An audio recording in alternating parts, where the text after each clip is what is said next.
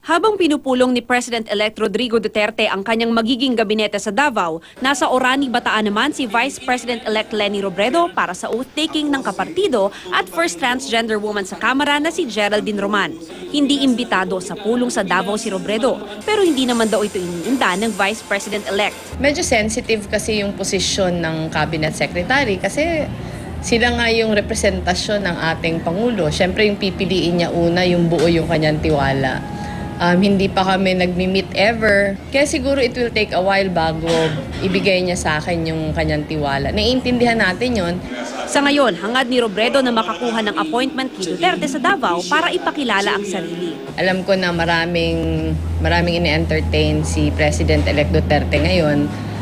Naghahanap kami ng time na hindi naman masyado makakaabala sa kanya. Anytime naman ako yung mag-a-adjust.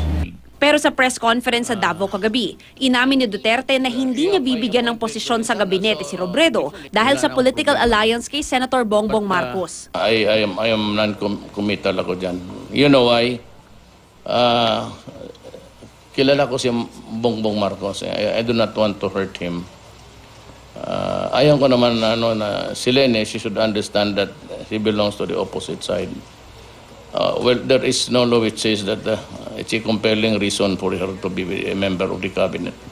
Naglabas naman ng pahayag ang kampo ni Robredo tungkol dito. Iginagalang daw ni Robredo ang pagpili ni Duterte ng magiging gabinete. Kapangyarihan daw nito bilang Pangulo na mamili ng mga taong makakatulong sa pamamahala.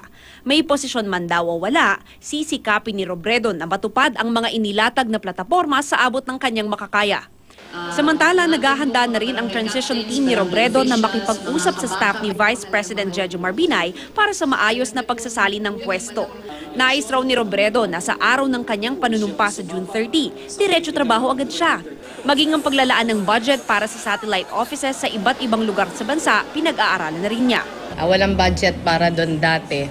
So iniisip ko maghanap ng mga items sa dating budget na matitipid para meron pang gastos din sa ibang item. Sa mga susunod na araw, mag-iikot si Robredo para magpasalamat sa mga sumuporta sa kanyang kampanya. Para sa Unang Balita, Mav Gonzalez reporting.